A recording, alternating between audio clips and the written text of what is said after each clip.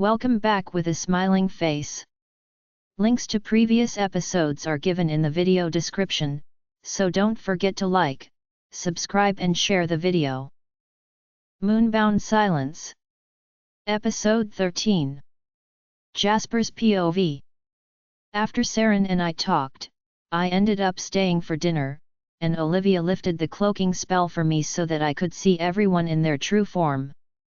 I had to admit, Olivia wasn't a bad-looking witch, but seeing Saren in her true skin again made my heart flutter, and Blade actually purred seeing her.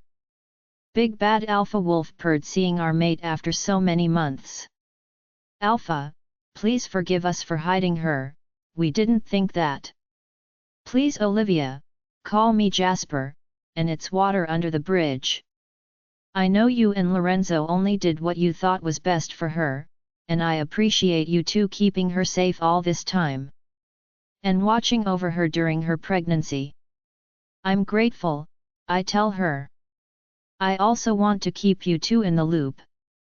When the time comes for Saren to give birth, I'm going to have our pack doctor help her deliver, here. Alpha, how can you be sure he won't say anything to anyone? Lorenzo asked. Dr. Andrews, as you know, is a very trustworthy pack member, and he has a great friendship with my father. He cares deeply for Saren, and he will do whatever it takes to keep her safe. He won't tell a soul about who she is. He hasn't even told anyone about her pregnancy, my mother saw to that.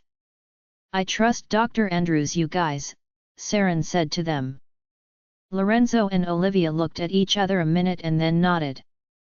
After dinner, we had dessert and talked some more about what the plan was.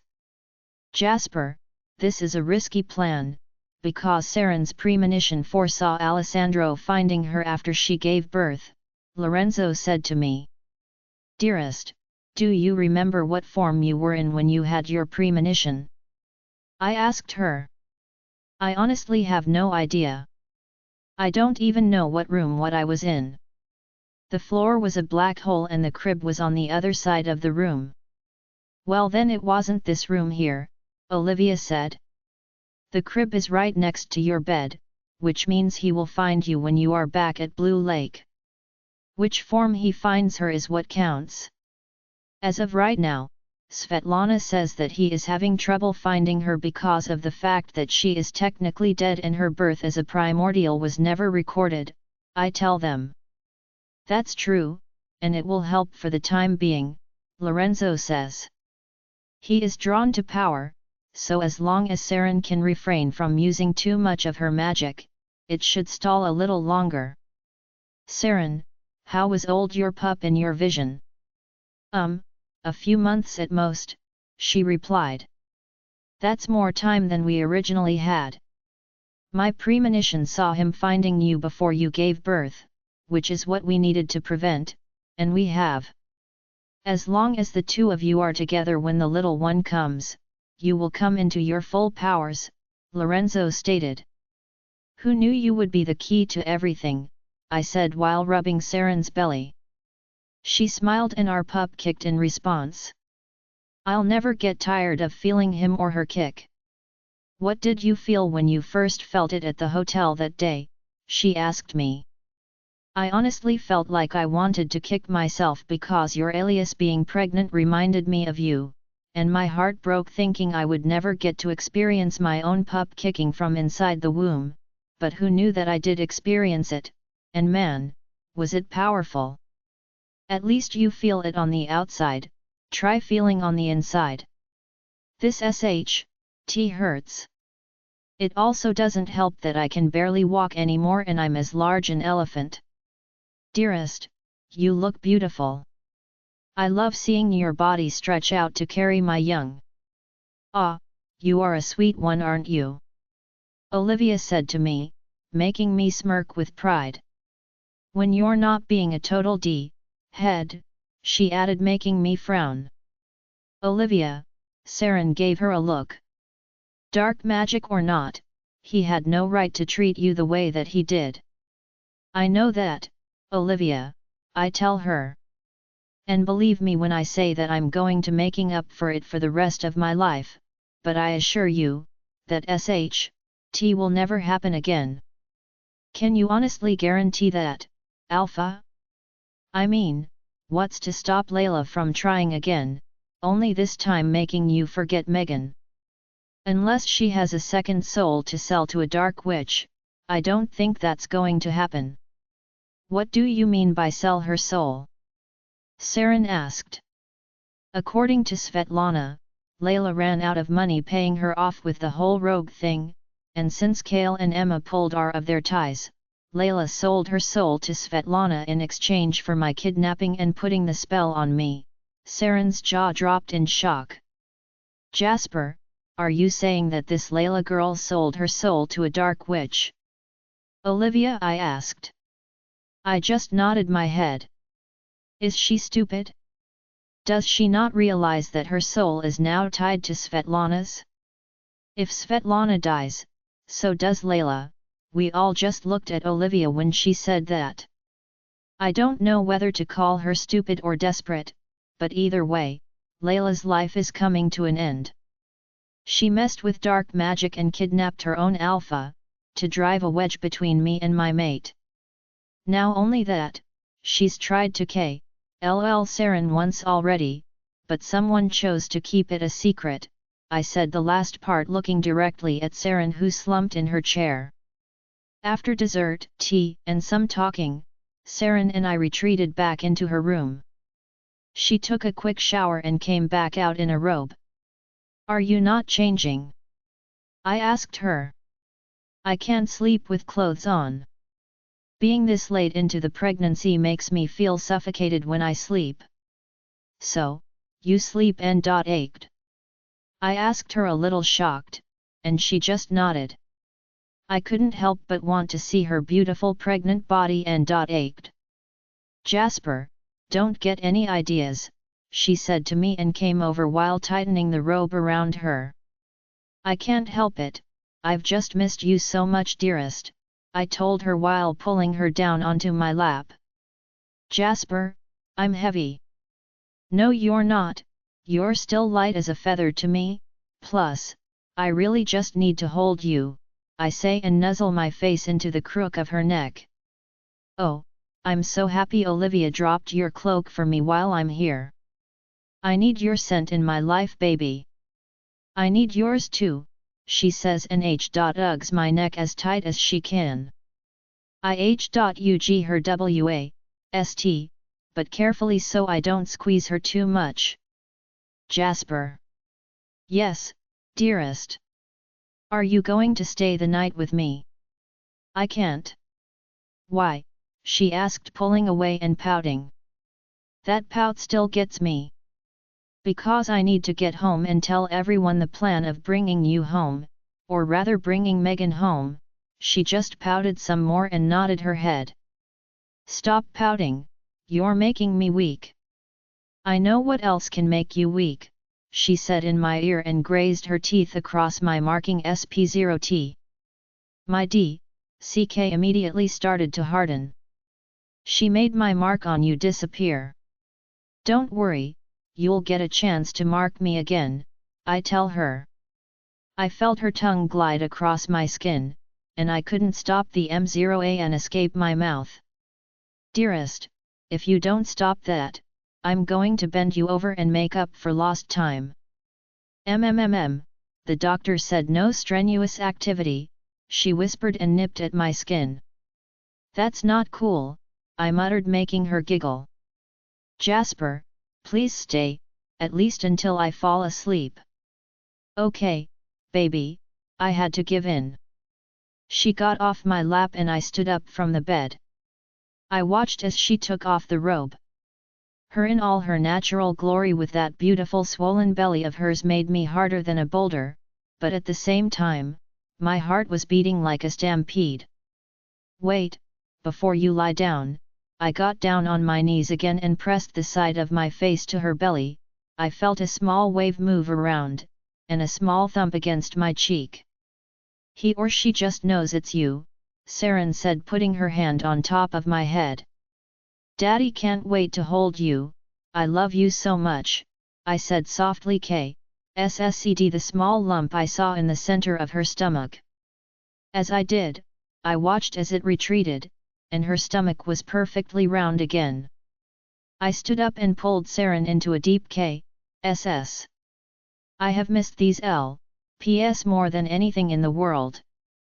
Even though I KSSCD her earlier in the day, I was technically Sing Megan. Sing Saren again felt like I was on cloud 9. I pulled away gently and gave her one more chaste KSS before helping her get into bed. I put the covers over her and lied down next to her. I gently put my arm around her stomach and pulled her close, spooning her from behind. Jasper. Yes, beautiful. I've really missed you. I'm sorry for rejecting you, and for almost killing you. Don't be sorry, dearest, you did what you had to do, and I deserved that pain. I hurt you far worse than that, and I'd take the pain of your rejection 1,000,000 times over if it meant that you forgive me for what I did. I already told you that I forgive you, Jasper, but you need to forgive yourself. I don't think I can. It's my penance for being a monster to the woman I love. I love you, Saren, you have no idea how much. I do know, and I love you just the same, if not more. Thank you for finding me, Jasper, even though how you did it was a little creepy, I couldn't help but laugh at that. I had to make sure you were okay, safe baby. As creepy as it was, I'd do it all over again. She just giggled and adjusted her head on the pillow. Go to sleep, dearest, I said, and KSSCD her temple. She nodded her head and let out a yawn. It didn't very long before she started to snore slightly. I even missed her snoring.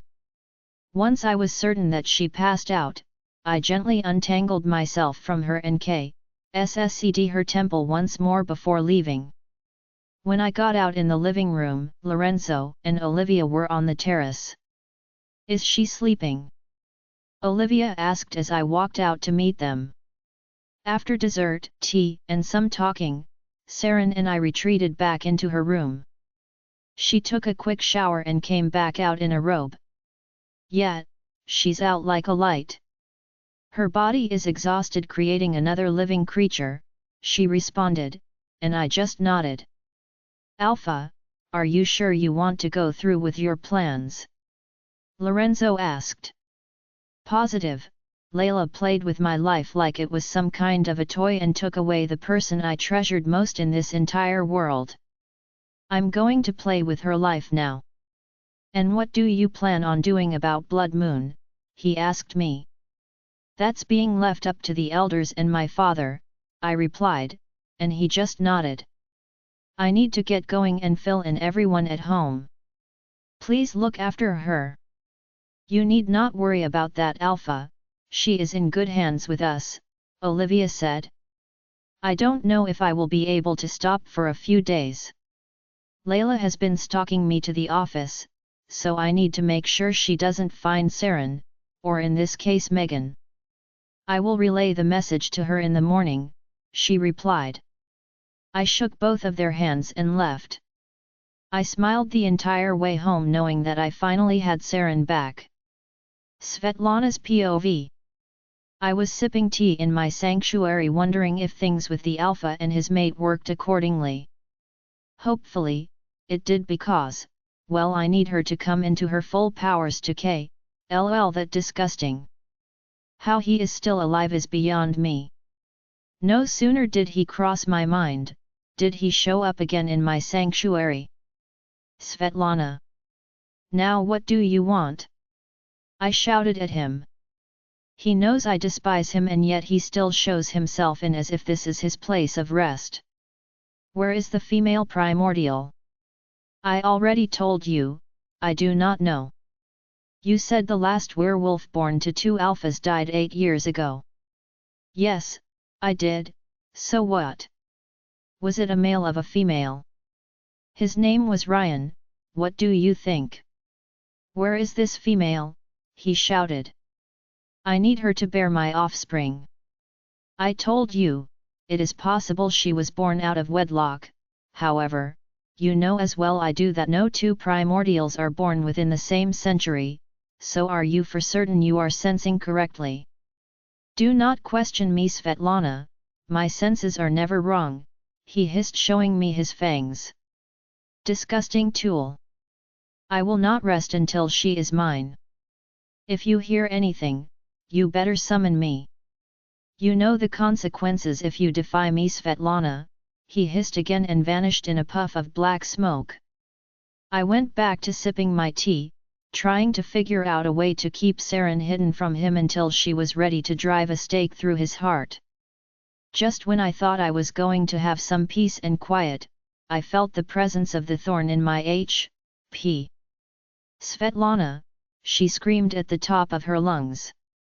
What do you want now, Leila? I want you to fix this mess. Make Jasper love me. Make him make love to me again. All we do is fight. I told you, I cannot force someone to love you, that is not how magic works. Give me back my soul. You didn't hold up your end of the deal. Tisk tisk tisk, Leila, you obviously don't know how a binding contract works. You can't take anything back. It is unbreakable. The only way you can break it is if you kill me, but oh wait, you can't, because then you die as well. What? Oh, did you not read the fine print when you signed with your blood? Your soul is mine, forever in this life, and forever in the afterlife. You tricked me. I did no such thing. You couldn't pay, so I gave you another option. It is not my fault that you are crazy and obsessed over a man who does not love you, let alone even wants to be in the same room with you. Tell me, have you considered the fact that he already loves another? What? No. That's not possible. I told you from the very beginning, Leila, that this spell will open his heart to another, but never once did I say it was going to be you. Ah. No. I love Jasper. I love him. He belongs with me and only me. How do you expect to love him if you have no soul? She let out a small gasp and had fat tears streaming down her face. You stupid dog, you can't possibly expect your alpha to love someone who has no soul, do you? I let out an evil hackle as I watched her world come crumbling down. I'm a dark witch, Leila, and you sold your soul to me at a chance of happiness, but too bad. Those without souls can never experience love, at least not truly. I'm going to kill you. As I said, you are more than welcome to. The moment my life stops, yours along with several hundred others who have sold their souls to me will also perish. You will all drop dead without so much as a warning, and all it will look like is a simple heart attack. I just laughed again, seeing her frightened and yet pissed off expression. Ah, sometimes being a dark witch did have its perks. Chapter 65. Jasper's POV. When I got back to the castle, and before I was even inside, I mind-linked everyone to meet me in my office, including Dr. Andrews, and told them not to ask any questions until I got there, but of course, no one knows how to follow simple instructions and I was bombarded with questions. I just blocked them all out. I wasn't going to let their idiocy ruin my happy mood. I pulled into the garage, and made my way through the castle, trying to hide the smile that was taking over my face. I made my way upstairs, and for once, Leila wasn't anywhere to be found, thank the moon goddess. I didn't want her presence ruining my mood. When I got to my office, everyone was already seated and chatting away. I closed the door and locked it, and that got everyone's attention. Kendrick was about to say something, but I held my hand telling him that I didn't want him to say anything. I watched as my mom tried to say something. I just shook my head at her. I took my seat at my desk, closed my eyes, thought back to Saren, and just took a deep breath. Soon, very soon she's going to be back where she belongs. I gathered my thoughts, and finally proceeded with this meeting. I'm sure all of you are wondering why I asked you to come to my office this late at night, and I'm sorry to Michelle and Melody because I know you two have newborns, but this is very important, and what I'm about to discuss involves the two of you. A few of you know what happened to me, and the outcome of that situation. My mate, Saren, our Luna left our pack, and she rejected me. Some of you also know that it was a dark witch that was working with our pack member, Leila, who orc.hest raided my kidnapping almost 4 months ago, which resulted in the loss of my memories. What someone of you don't know is that the dark witch who cast that spell reversed it about a month ago. Alpha, are you saying that you remember the Luna now? Dr. Andrews asked. Yes, Dr. Andrews, I do remember her. On top of that, I remember all of the horrible things I did to her. He bowed his head in respect. Now, what I am about to tell you is very important, but I also need every one of you in this office to give me your word that nothing we discuss from this point forward, including my having gotten my memories back, leaves this office. Is that understood? Yes, Alpha, they all said in unison. Before I continue, I want everyone to keep their questions to themselves until I am done. Can you all do that for me? Everyone nodded their heads. I paused a moment and looked at everyone. I found Saren. There was an eerie silence in the room. I took it as a sign that they wanted me to continue, but before I could, everyone started to speak at once. What do you mean you found Saren? Melody asked. What, Jasper? Is she okay? Milan asked. Son, when did you find her? Sweetheart, where is she? Alpha, the pup, is the future Alpha all right? Dr. Andrews asked. Only the doctor would ask about the pup. What pup? Michelle shouted. I forgot she didn't know about the pregnancy. Enough! I shouted in my Alpha voice. Everyone shrunk down and bowed their heads. What part of hold your questions did you not understand? Son, you can't blame us. It's been 3.5 months, my father exclaimed. I understand all of you are worried and anxious, and I will answer all of your questions one at a time as I explain to you how I found her, and what I plan on doing about it. Can you all please refrain from asking anything else until I am done, please? Otherwise, none of us will be going to bed tonight. They all nodded and relaxed. Thank you, I sat back in my chair, and took another deep breath. You see? What? Everyone practically screamed in my ear, that is everyone except for Kendrick and Jason, since they knew all of this already. Their lack of reaction didn't go unnoticed by my sister or Milan either. Alpha, I mean this with all the respect in the world, but are you out of your corn-fed mind? Dr. Andrews shouted. Son, I'm with Sebastian on this one, my father agreed with Dr. Andrews. You cannot be seriously thinking of bringing Saren back as a mistress. Dad, I can't just bring Saren back to the pack house and act as if nothing has happened. Yes, you can. My mother shouted. Just let me lol that good for nothing little tramp, and then everything will be back to normal. Mother, I already explained that with the vampire searching for Saren, nothing is going to be normal. Big brother, are you sure that the Dark Witch didn't take some of your brain cells with her when she gave you back your memories?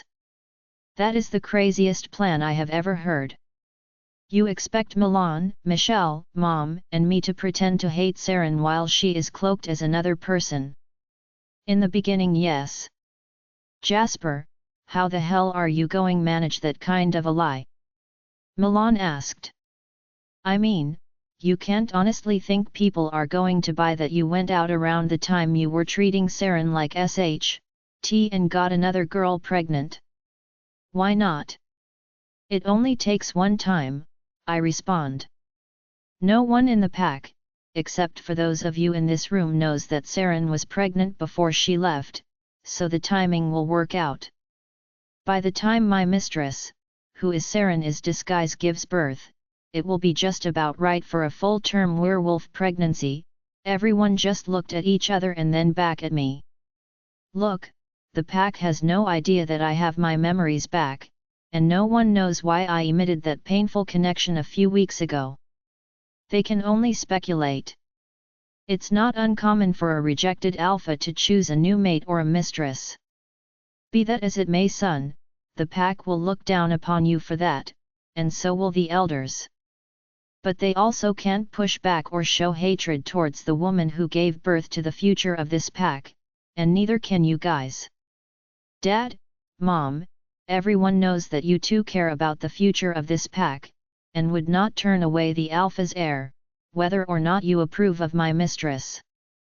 How are we supposed to pretend that we don't like Saren? Michelle asked. Because you're not going to see Saren, and neither will I. Saren and I agreed that when she comes back after giving birth, she will remain in her cloaked form until we can get Leila to show her true colors to everyone. Not just in her mind, or what Svetlana says. The elders themselves said that they needed proof and more than witness statements to Leila's crimes. Me bringing a mistress who gave birth to my heir and making her the new Luna will set her off in more ways than one. She inged with my life and Saren's, so I'm going to with hers. And what if she attacks my grandbaby? My mother asked. Yeah right, Mom, no one is stupid enough to come near your grandbabies. You constantly have my daughter and refuse to give her back to me, her actual mother. Like you're going to let Leila anywhere near Jasper and Saren's pup, my sister said, mocking our mom, making everyone in the room snicker and chuckle. Son, are you sure about this? My father asked. Yes, I am. I need Saren back here, but I need to keep her and our pup safe at the same time. I can't believe that it was the Luna at the hotel that day, Angelo said, holding his head. Babe, what did she look like? Michelle asked him. She was small in stature, as always, long brunette curls, green eyes, freckles across her face, and chubby cheeks. For lack of a better word, she was cute. Wait, does her cloak hide her mark? Jason asked. It hides her mark and her scent. She smells citrusy now instead of herbally like her natural scent. Are you sure that's not coming from the pup? My sister asked. Oh, I didn't think about that, I replied.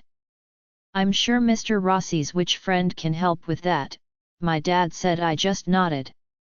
Okay, in about a week or two, I'm going to leave the pack house and make it seem like I'm leaving for a personal vacation to get away from everything.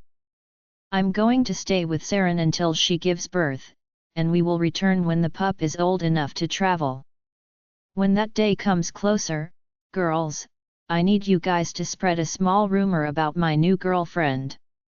Oh, I'm being given permission to gossip? Hell yes, my sister exclaimed and high-fived Milan and Michelle. Mother, I'm going to need you to plan a small welcoming party for my new girl, but I need you to be upset about it. Can you do that? Pretend that I hate my daughter-in-law? Sure, why not? I'll just channel my inner Nicole.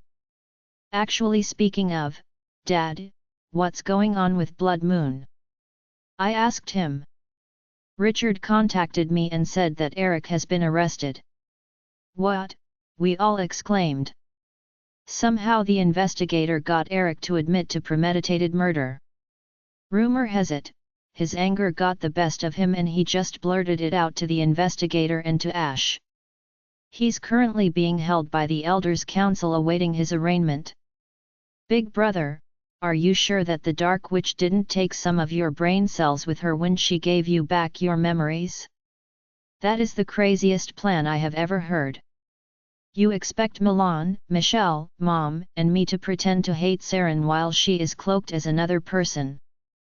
So, that really did fake a challenge intending on LL Saren's dad?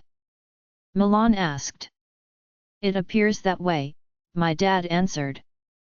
No one mentioned this Saren, I can't have her losing control of her emotions. If she finds out Eric LLed her father intentionally, she'll go ballistic, they all nodded. What about the kidnapped humans and the rogue issue? They're still looking into it, but so far, the investigator hasn't found anything, my dad replied, and I just nodded my head. However, they are indicating that Kale and Emma have been less than cooperative, so, they do believe Blood Moon is hiding something. Let's hope they find the proof that they need. Victor has been getting anxious and he's ready for payback, Jason said. Jace, have you asked Victor what he wants to do when this is all over? I asked him. I did, but he's not sure what he wants to do. It's been so long since his death, that he's not sure if he should go back home, or start over somewhere else, he replied.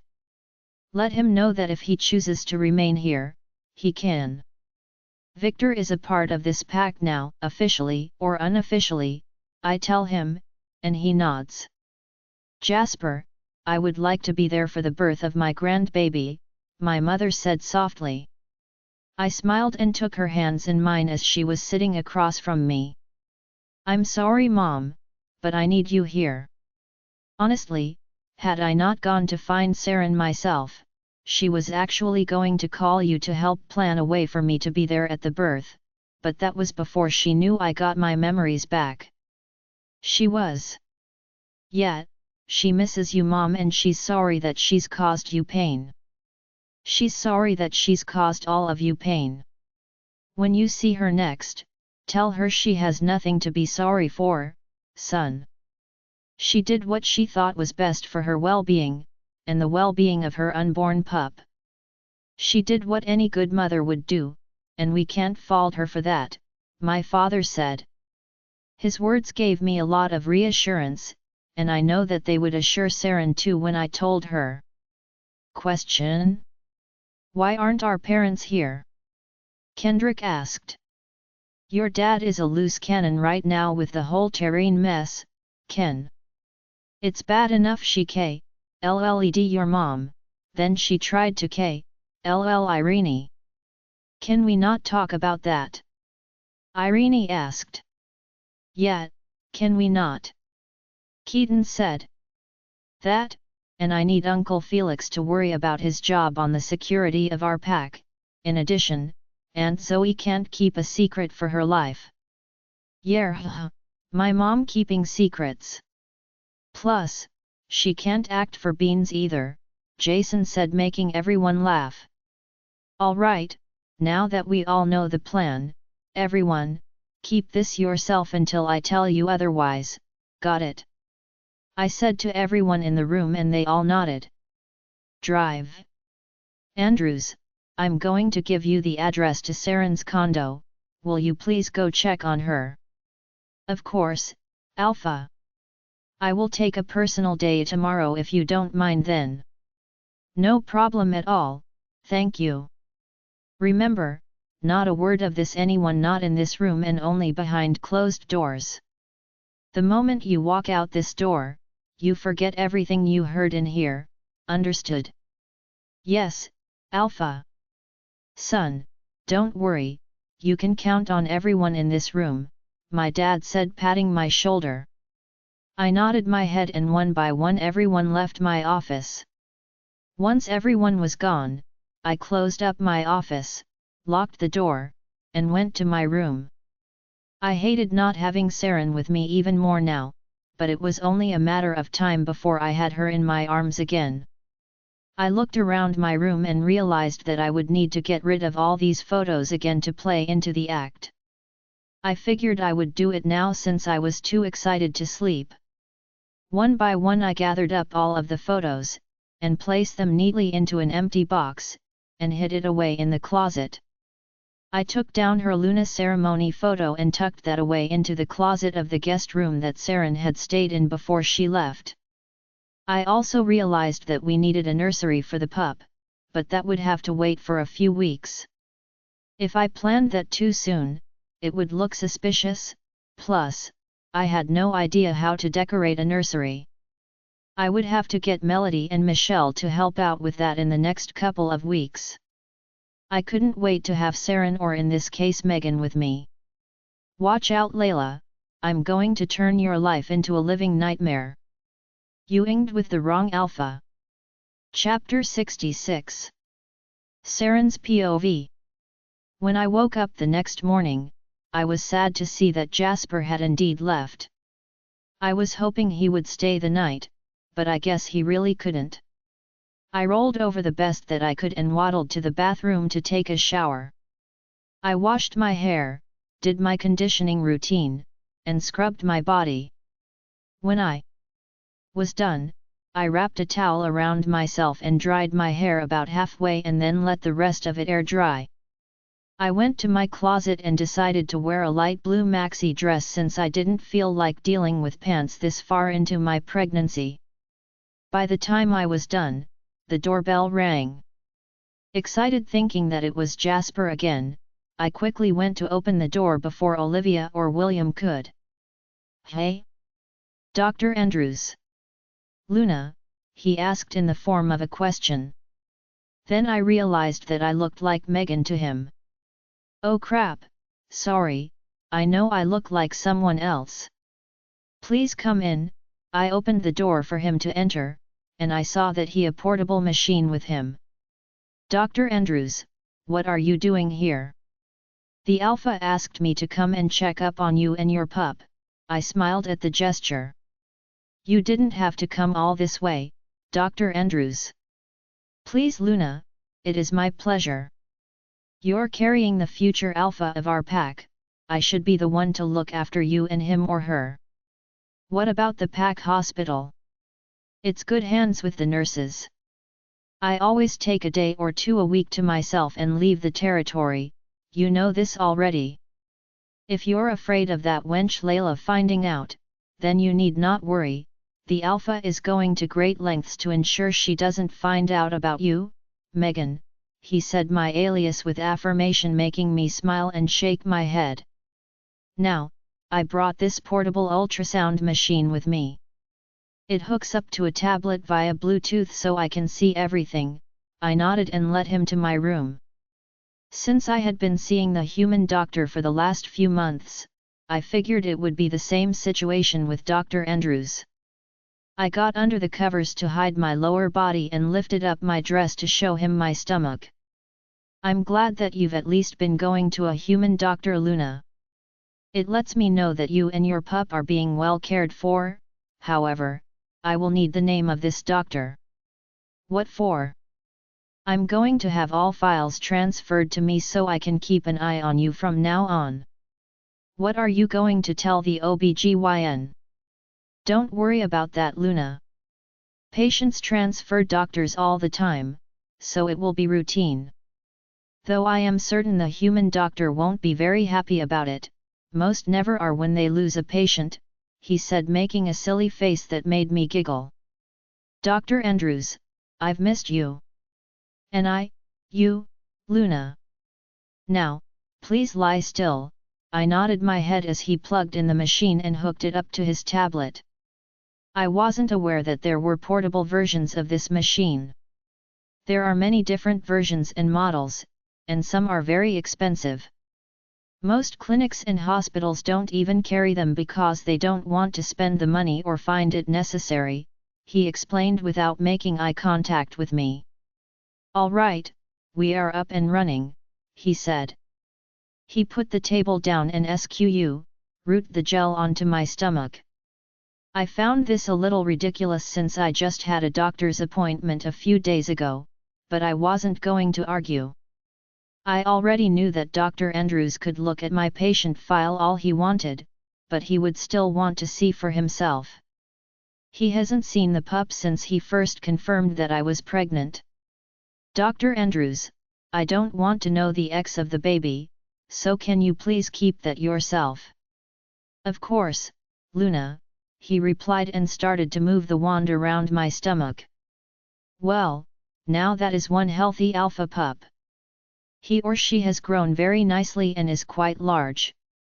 I see 2 arms, 2 legs, 10 fingers, 10 toes, 2 eyes, and a nose. The heartbeat is normal, and he or she is very active. I heard make some tapping noises before he put the table down. Luna, I am very confident when I say that your pup is in perfect health, he said with a big smile. He wiped off my belly, and just then, William and Olivia came into my room. I thought I heard the doorbell, Olivia said. Oh, Dr. Andrews, William said and gave him a firm handshake. Mr. Rossi, I presume that's you under this disguise.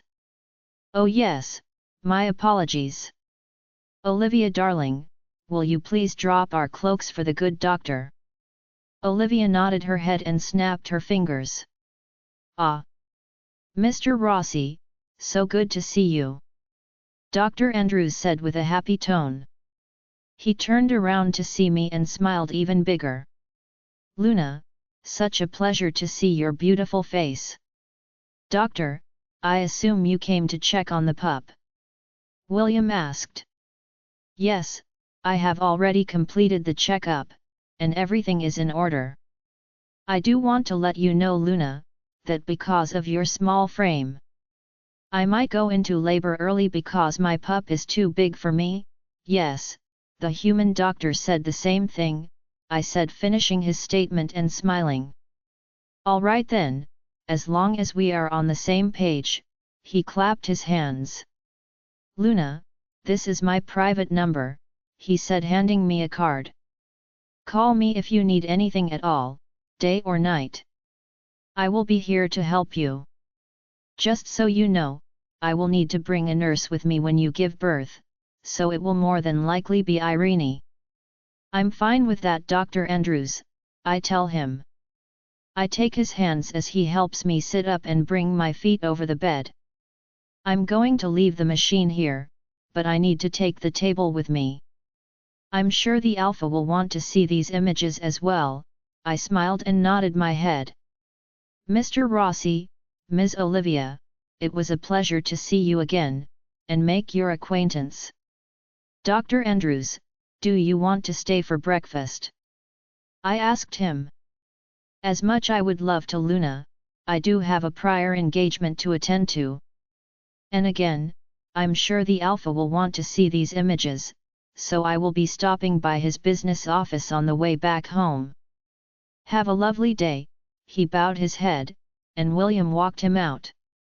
Well, he seems pleasant, Olivia said, helping me to my feet. He's a wonderful gentleman. He's always treated me with respect and kindness, I reply. We walk out to the kitchen and started to get breakfast ready together. William comes back in after escorting Dr. Andrews out. I have to admit, seeing the good doctor was pleasant, he said, and started making his morning coffee. Tell me, Saren, are you really going to go through with the plan? Yeah, I want to pay for what she did. Even after I practically saved her life by not telling Jasper she tried to kill me a few months ago. If that's how she's going to repay me, I'm going to fake being Jasper's mistress. I'm going to personify Megan to the fullest. Who knows, maybe Megan is the one who ends up killing Alessandro, and not me. But you said it yourself that you don't know which persona you were in when he finds you. True, but honestly, if this is route Jasper and I are taking, then maybe I was Megan when he finds me. We'll just have to see, he and Olivia just nod their heads. The rest of the morning went as normal. William went to work at the hotel, while Olivia and I decided to go out and buy some male necessities for Jasper when he comes to stay with us when the pup is born. We went to the store and picked up some of his favorite bathroom supplies like shampoo, aftershave, toothpaste. Yes, we use different kinds because he is picky about it, body wash, and his favorite razors. Megan, do we really need all of this for him? Yes, we do. Knowing him, he's going to come with the clothes on his back, and possibly a small duffel bag, but not enough to last a couple of weeks, I told her. Have you and he traveled at all?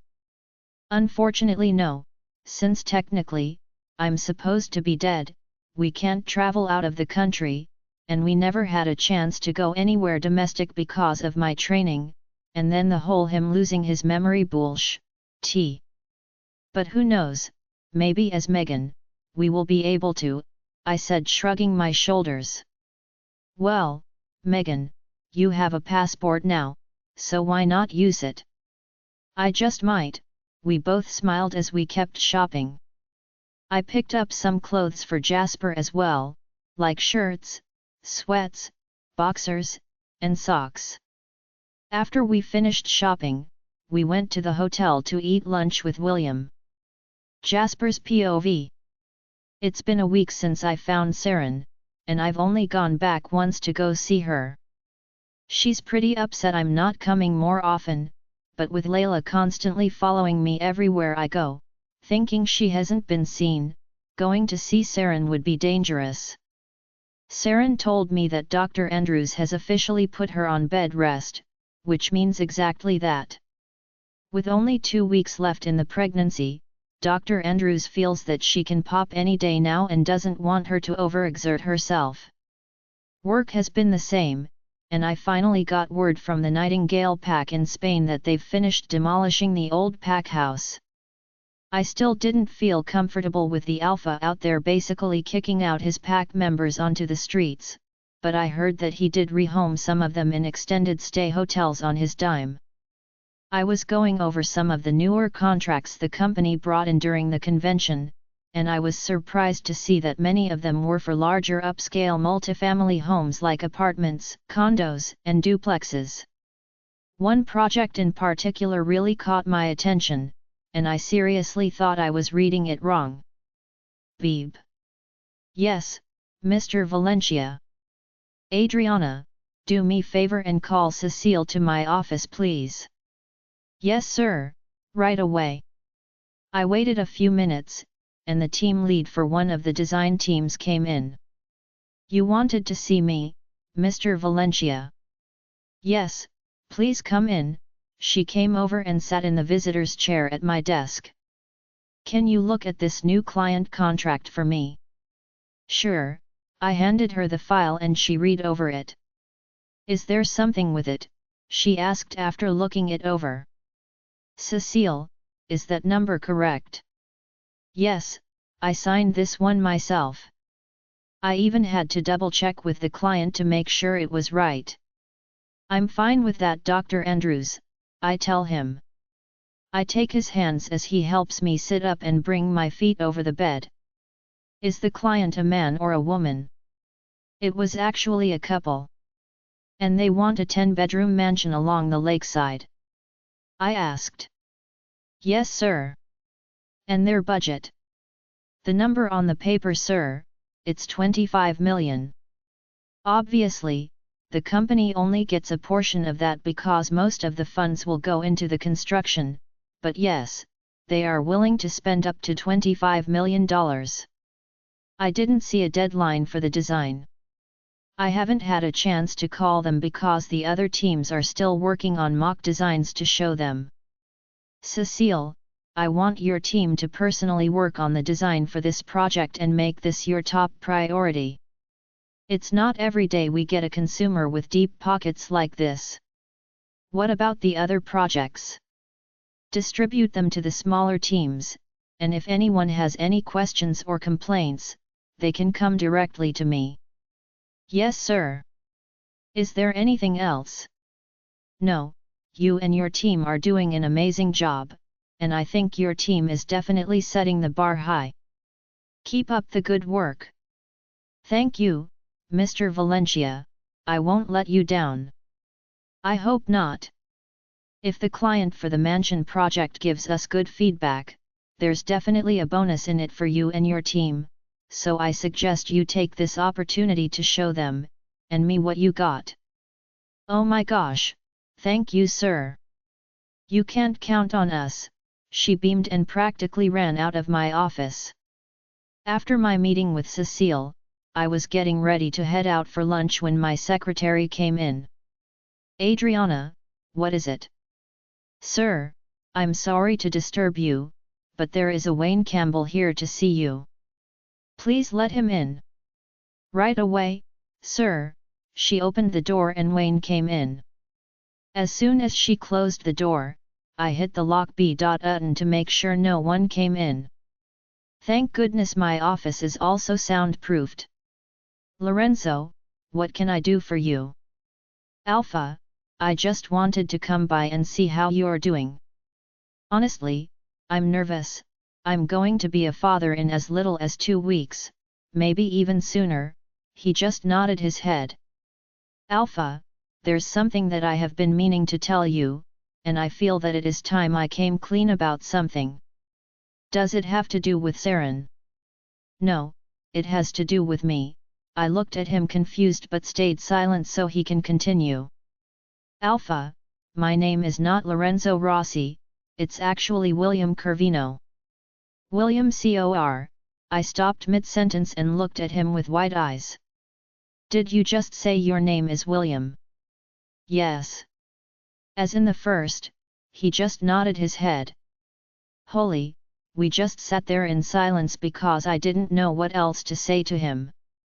The first primordial to ever exist was sitting in front of me. The most powerful werewolf in the world. I know that information is quite a lot to take in, but I wanted to tell you the truth.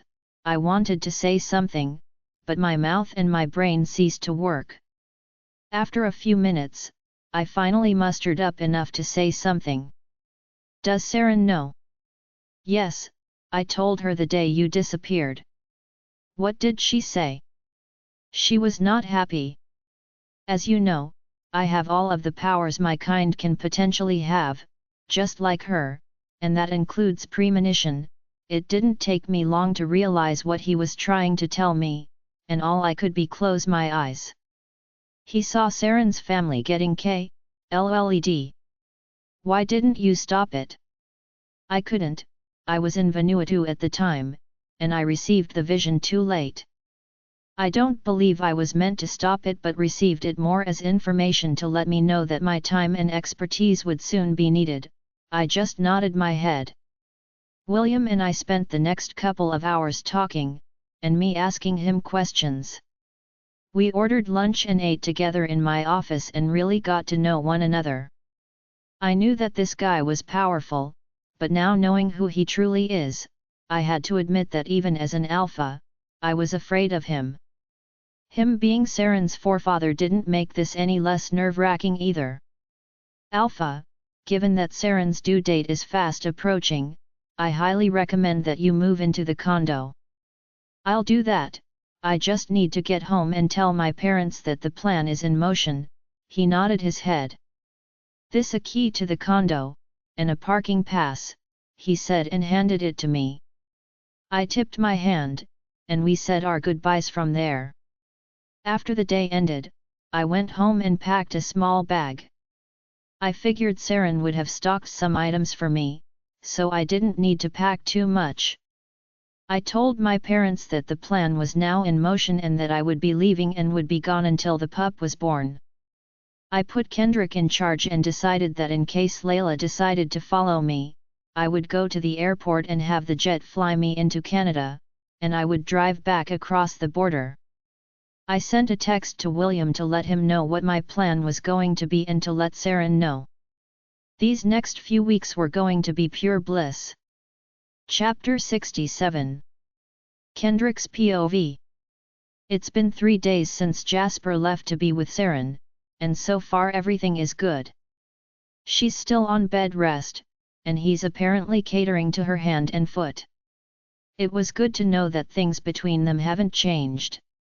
He says that he's immune to the cloak for now, but when she comes back with him, Saren will be Megan to everyone.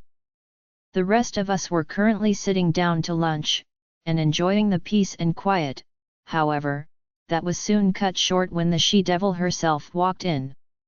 "Have you guys seen Jasper?" Leila asked. "He's out of the country," I answered bluntly, not even sparing her a glance. "What do you mean he's out of the country? Where did he go? Why is that any of your concern?" Melody asked, staring daggers at her. "What is your problem?" Leila snapped. "You're my problem. What did I do?" "You slept with my brother. That's what you did. And you're apparently still trying to sleep with him. These two can never be in the same room together. They would rip each other's heads off." "Get lost, Leila!"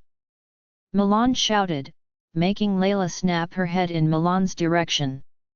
"No one wants you here, so get out. The castle is for all pack members." Leila yells back. "Unless said so by the ranked members.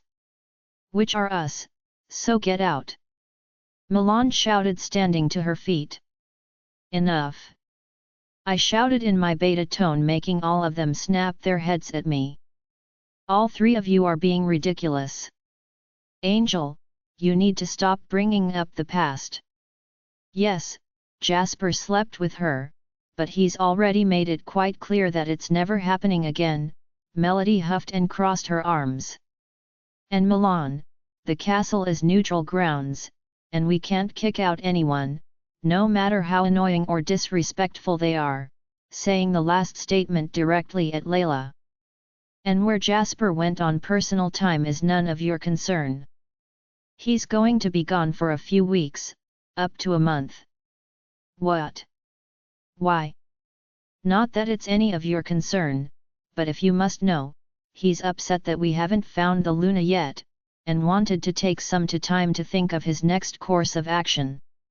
Whether it's to keep searching or let go and move on." When I said the last part, I saw the glint of hope in her eyes. Of course, she thinks that this means Jasper will give her a chance.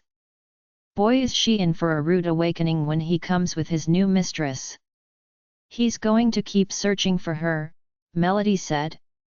"He loves her, he's loved her since he was 18.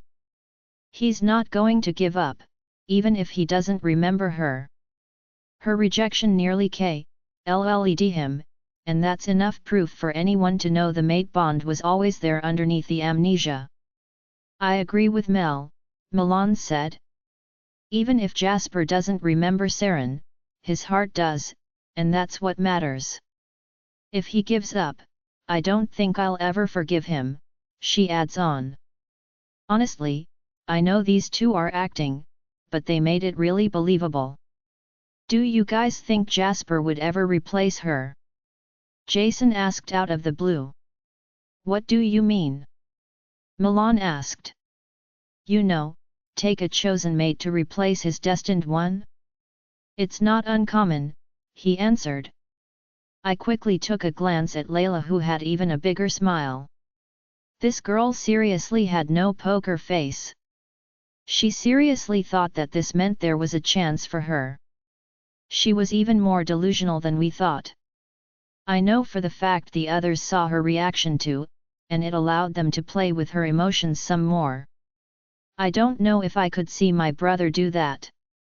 Saren was like the little sister I never had. I couldn't possibly show respect to someone that wasn't her. "Well, if you want my opinion." "Your opinion doesn't matter," Milan snapped at Leila. She grunted in frustration and turned her heel to leave, but not before she mumbled, "I'm going to slap so hard when I'm Luna." We all heard what she said and we all just looked at each other and rolled our eyes. After we knew she was out of hearing range, Jason commented first. "How is she not banished yet? The way she speaks to us, the ranked members, is unfathomable in any other pack." Jasper said to leave her alone. "You know he runs this pack differently, that's why we're so big. Jasper will only banish when absolutely necessary, like the SHT with Andrea," I said to him. "I can't believe he didn't just KLL her," Melody said. I mean, she tried to kill Irene, your sister-in-law. She's technically the same rank as me, she's a beta female. I know that Angel, but killing her would have been showing her mercy in Jasper's eyes. That's why he threw her out with open wounds infected with wolfbane without medical aid. If the infection didn't kill her, then the scarring would be really bad. Didn't her parents leave to go be with her? Milan asked, and I nodded my head. They did, but 3 days after she was thrown out, so, they had their work cut out for them looking for her, I replied. Too bad we can't do the same that to the psychopath, Melody mumbled under breath. Angel, that's enough, I tell her sternly. She scowled at me and stabbed her turkey with her fork and brought the entire piece to her mouth. I just shook my head. Melody always ate like a Viking whenever she was annoyed or upset. These next few weeks without Jasper was going to be interesting. Saren's POV. Jasper. Move your big head. No, I grunted and tried to push him away, but he was just too heavy. Stop, dearest, I'm not moving. Do you realize how heavy your head is? And you're laying it on top of my bladder. Fine, he finally moved over. Ever since Jasper came to live with us at the condo, he's been obsessed with laying his head on top of my stomach to feel the baby kick or move around when I was sitting up in the bed. Since Dr. Andrews put me on permanent bed rest until I gave birth, Jasper has become super irritating and is my constant shadow. I can't even go to the bathroom without him hovering. Jasper, were you always like this? I honestly can't remember a time that you were actually clingy. Dearest, you left me, rejected me, nearly killed me, and ran away with my unborn child, so yes, I'm clingy right now, I just rolled my eyes. Not at the fact that he admitted to being clingy, but the fact that he threw all that back in my face. Just for clarification, you tried to kill me first. Why do you have to bring that up? He whined. I told you I was sorry, baby. You brought up the fact that I almost killed you first. Yeah, well, you knew we were mates and you still rejected me. You're the one who root with other girls.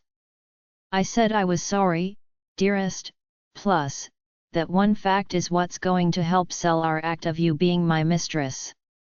Yeah, whatever, I rolled my eyes again and went back to reading my book. Jasper immediately laid his head on my stomach again, and I just looked down at him annoyed. I'm not moving, so don't even bother telling me, he said closing his eyes. I just sighed and shook my head. I had no choice but to let him be since he was more stubborn than I remember. Though, I honestly believe that my severe irritability has to do with the fact that I'm so hormonal and ready for this pregnancy to be over with. Knock knock, I looked up and saw Olivia come in with a tray of food. Oh, what's for lunch? I excitedly asked while rubbing my hands together. I made some chicken and gnocchi casserole. Oh, that sound good, Jasper said without even looking at her or lifting his head.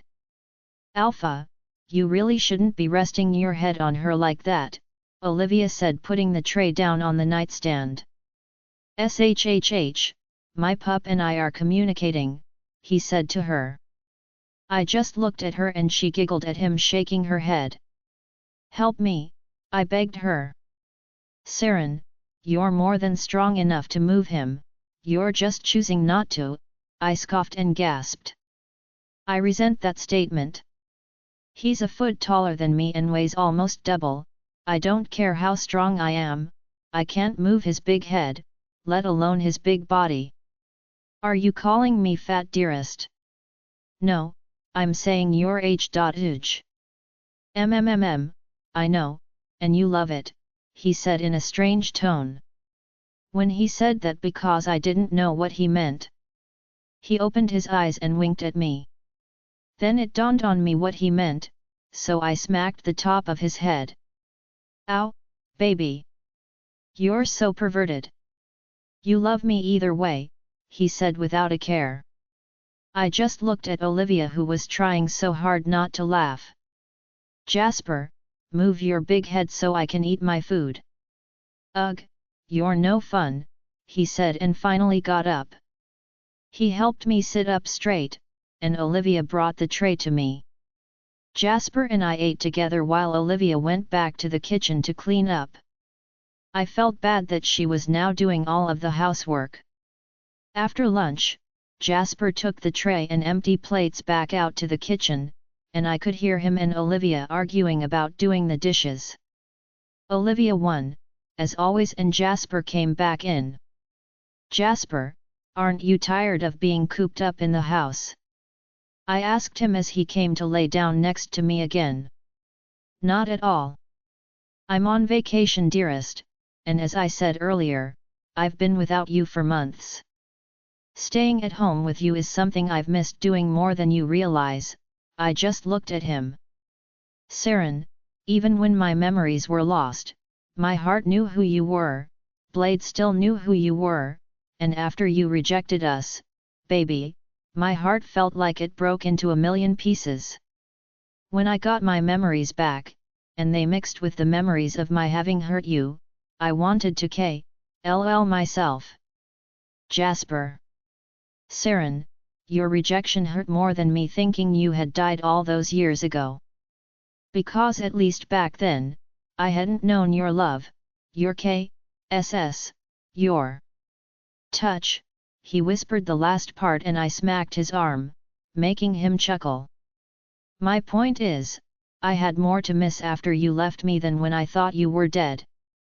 That whole saying, it's better to have and lost than to never have loved at all, is bullshit. It is not better. It is a million times worse. Whoever came up with that quote never experienced true love. Jasper, I really am sorry for having hurt you like that. Jasper, I really am sorry for having hurt you like that. Don't be sorry, dearest, I deserved it. Especially after the way I had hurt you.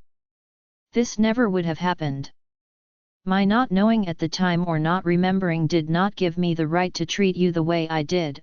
I leaned my head against his shoulder, and he put his arm around me, kissing the side of my head. I love you, Jasper. I love you more, Saren. We just sat there in silence enjoying each other's touch for a few minutes. Saren. Yet. You know, when we go back, I can't really tell you that I love you until we're behind closed doors, right? Yeah, I know. You're at least going to be nice to me, right? Of course I'll be nice and cordial to you. Megan is the mother of my pup, I have to be nice. I just smiled. Jasper. Yes, dearest. In your opinion, do you think I'm prettier, or do you think Megan is prettier? I think you're prettier, by far, but Megan is still beautiful. I just nodded at his answer. How did you come up with her look anyway? Do you really want to know? He nodded his head. Do you know those dolls from back in the 90s, Cabbage Patch Kids? He looked at me with wide eyes. No. Yeah. You got your look from a Cabbage Patch Kid. Well, the hair, skin tone, and chubby cheeks I did. The eye color and freckles were Olivia's idea. Jasper started to laugh so hard he ended up rolling off of the bed. Jasper. Baby, ha ha ha. You got your alias from a discontinued Child's Plaything. He was holding his stomach laughing so hard that he started to cry. I don't think it's really that funny, Jasper, I said, crossing my arms. It's not just funny, that's brilliant. What? Dearest, your alias is literally one of a kind. I mean, I always tease you about being a walking Barbie, but that's only because you're so pet, and you're blonde, but the fact that you actually got your new look from a doll is amazing. Why do I get the feeling you're laughing at me? I yelled, getting annoyed with him laughing. Saren, I'm not laughing at you. I just find the irony behind your new look amusing, he said, climbing back on the bed. He tried to age me, and I pushed him away. Ah, come on dearest, are you mad? I'm annoyed, I thought my new look was pretty, and you're laughing at it. Baby, I told you I wasn't laughing at you, or Megan, he said, leaning in and kissing my shoulder. Though in my opinion, you are the most beautiful creature the moon goddess has ever created, Megan comes in second place. When I first met her, I thought she was beautiful, and adorable at the same time. I think it's the chubby cheeks and freckles. Whatever. Nah, don't be like that. I know you're pregnant, but you know I hate it when you get snobby like that.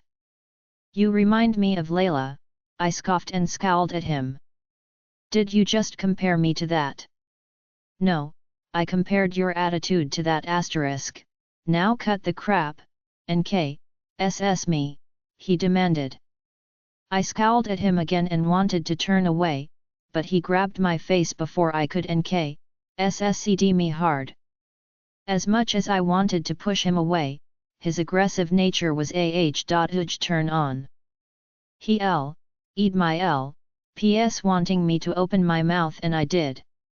He shot his tongue in, and our tongues wrestled until he gained full control. We both M0ANED and GR0ANED into the KSS. I pulled away when my lungs started to burn, but he kept kissing my jaw and my neck. He then E'd my mark and gently grazed his canines across it, making my body shiver, and a pool formed between my GHS. Jasper, SS stop. Are you sure you want me to? He asked as he pulled down the front of my shirt and exposed my extremely engorged wrists. He E'd the top of them, and gently massaged one. Jasper, this isn't fair, I'm not allowed to have X. I forgot, he said and backed away, but not before I started to leak with want from my private area. I hate you, Jasper. Now I'm horny and we can't do anything about it. It doesn't help that the hormones make it worse. I'm sorry dearest, but for what it's worth, I'm missing out too. Jerking off doesn't do SHT anymore, I just rolled my eyes at him. I hated being on bed rest, but Dr. Andrews says I'm only allowed to the bathroom and back. I'm also not allowed to take a shower, only a bath. I was so ready for our pup to be born. I've always been an active person and hated being lazy like this. Just a few more days. Chapter 68. Leila's POV. Jasper's been gone for a week and a half already, and his cell phone is off. I wish I knew where he was, and what he was doing. I was bored out of my mind these days. Andrea was banished, Sierra won't talk to me, Tarine is on house arrest in her sad excuse of a cottage and doesn't want visitors right now, and Michelle's moved on with her life as a mom. Sure, Michelle and I fought, and I tried to KLL her, but at one point she and I were friends. Cindy also decided to cut her ties with me after what happened with Andrea and Sierra. I literally had no friends, and Jasper was going to be gone for goddess only knows how long. I was curious to know what would happen when he got back. Would he really be willing to give it all up and take a chosen mate and forget the hussy Saren for good? That would be my ticket in. I mean, I would be the obvious choice at the point, wouldn't I? I was going to show everyone what a true Luna is. Saren has nothing on me. Be nice to everyone? Being sweet? Please, Lunas need to be ruthless, and lay down the law. Once I become Luna, anyone that disrespects me is going to be banished. I don't care how the pack is run right now. Jasper has become weak because of that Goldilocks wannabe, and it's time our pack got back to the way it was. Plus, when I'm Luna, I will make sure no female ever even looks Jasper in the eye. Jasper will officially be off limits and he will mine and only mine. I couldn't help the smile that formed across my face thinking about being Luna. Finally, things were going to turn out the way they're supposed to. I was walking through the castle getting ready to head home when I heard a few Omegas whispering. "Are you serious?" "I'm so serious." I heard Beta Melody and Gamma Milan talking about it with Luna Grace. "Why do they keep calling Jasper's mom Luna? That old hag isn't the Luna anymore.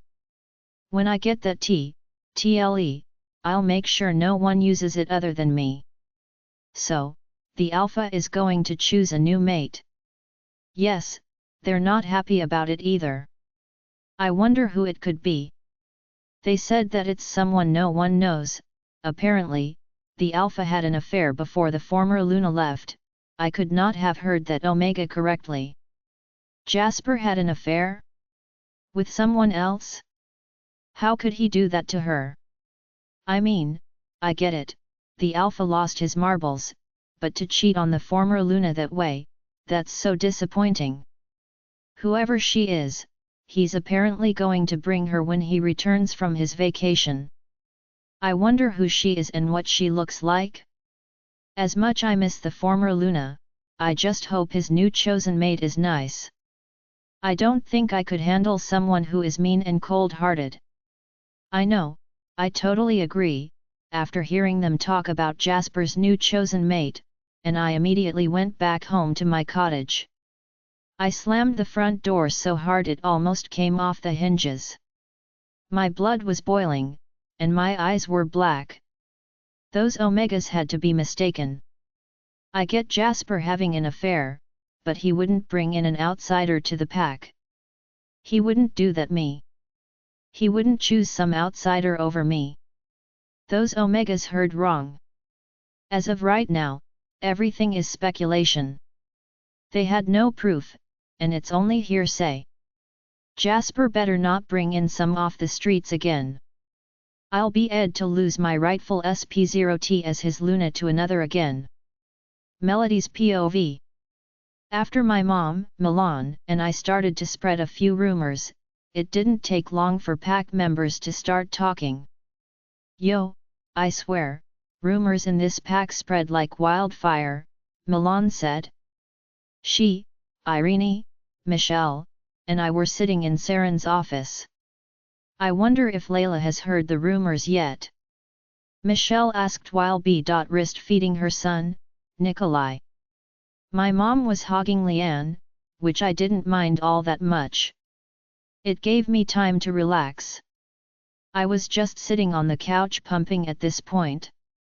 Oh, I'm sure she has, Irene said, crossing her legs on top of the desk.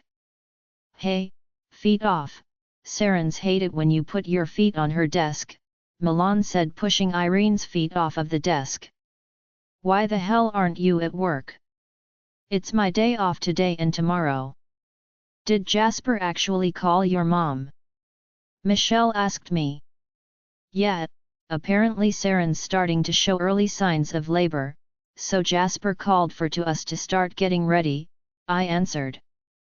I wonder what Saren is having, Milan said, tapping her chin. My dad thinks they're having a boy since I had a girl, I tell her. We should make a wager, Milan said. You and gambling. Can't you for once not make a wager on something? Michelle said to her.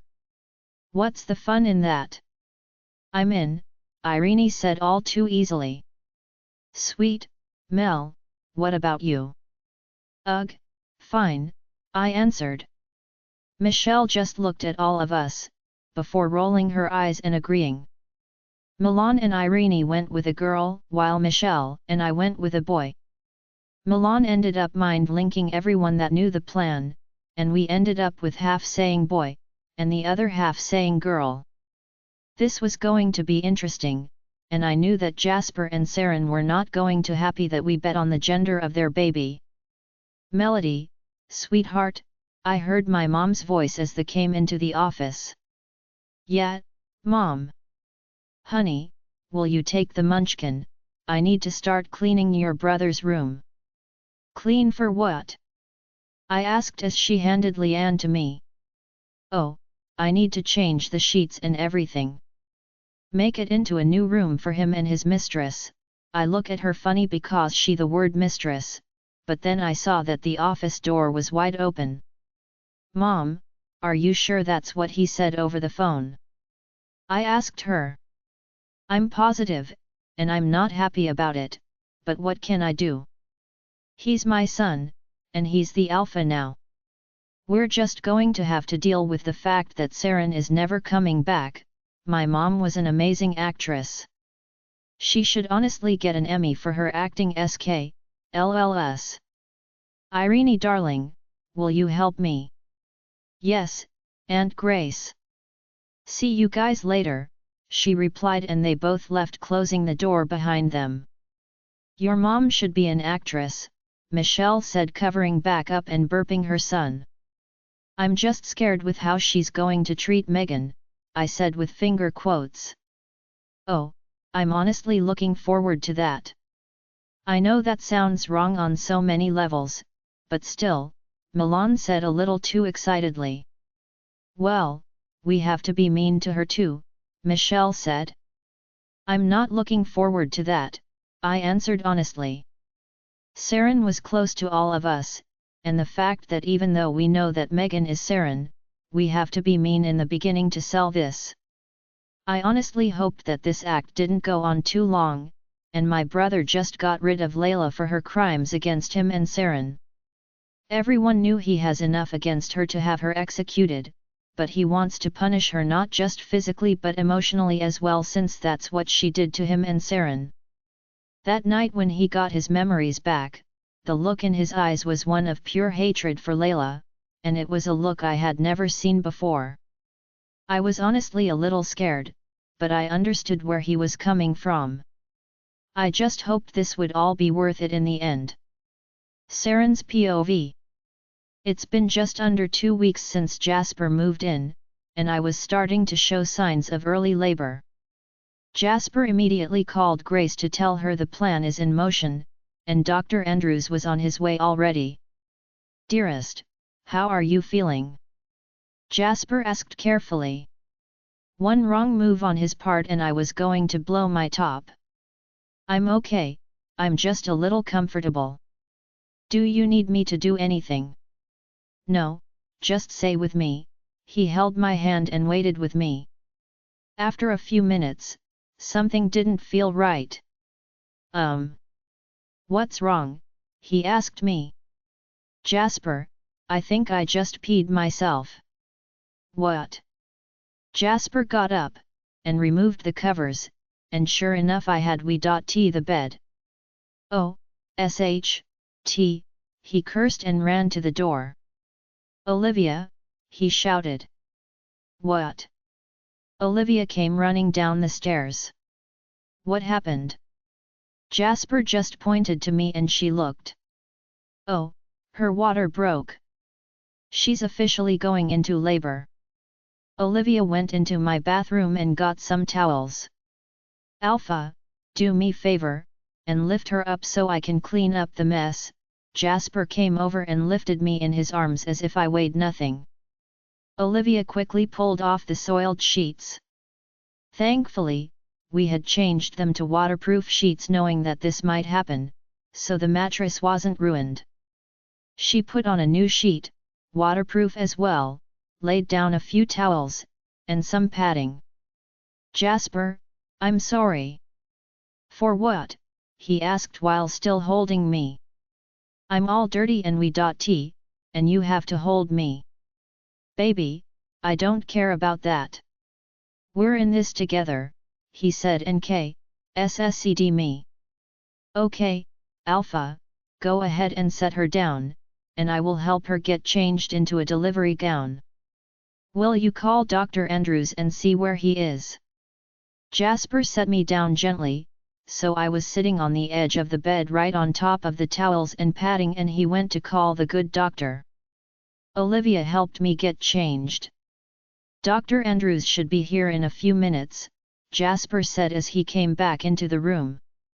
Did you call William? I asked him. Jasper stopped in his tracks and sent a quick text message. It didn't take long for my first contraction to hit, and I have to say, the pain from it was so excruciating, I couldn't stop the scream that came out of my mouth. Jasper immediately came over and held my hand and coached me on my breathing. I should put a sound barrier around the condo. We don't want the neighbors calling the police, Olivia said and left the room. It hurts, I shouted. Jasper placed his forehead to mine and kept holding my hands. You got this, Saren. You can do this, you were made for this. I was not made for childbirth. I shouted at him. How misogynistic can you be? That's not what I meant, dearest. I meant that you were made to be strong and persevere no matter what life throws at you. I'm saying that you can handle anything. I'm sorry, I didn't mean to scream at you. Trust me, baby, I'll take all the screaming, name-calling, and cursing you throw at me, he said and kissed my forehead. After a few minutes, the pain subsided, but I was already sweating like crazy. Thankfully, Dr. Andrews showed up not too long after. I hear we have a future alpha on the way, he said with a big smile. Luna, did you want an epidural? A what? It's a shot that goes into your back and relieves you from pain, he explained. Did Melody and Michelle get one? I asked. No, neither one of them did, he answered. Then no. If they can do without one, then I can too, I said. Saren. No. I can do it without one. I'm a Luna, I'm a primordial, I can, and I will do it without one. Okay, Jasper said kissing my forehead. Luna, did you have your first contraction? Dr. Andrews asked as he was checking my heart, lungs, and blood pressure. I nodded my head as he did what he needed to do. I have to tell you, it's been a while since I've done a home birth, but I can assure you, I will take good care of you. I thought you said Irene was coming, I replied. Unfortunately, Grace had her hung up and wouldn't let her leave, and this was so sudden, I didn't have a choice but to leave her behind. Do not worry, Luna, we can do this together, he said with a reassuring smile. Okay, the sound barrier is up, Olivia said, rubbing her hands together. Doctor, where do you need me? Olivia, will you please get a bowl of warm water and some clean towels? Olivia nodded and went out into the kitchen. Alpha, when the time comes for the Luna to push, we're going to need to turn her to face me. So, go to the other bedrooms, and gather all of the pillows and cushions as you can, we're going to make a little divot around her. I'll be right back, dearest, Jasper said to me, and I nodded my head. Breathe, Luna, I'm going to take good care of you. I trust you, Dr. Andrews, I answered. 6 hours later, and I was still in labor, and the contractions were getting closer together.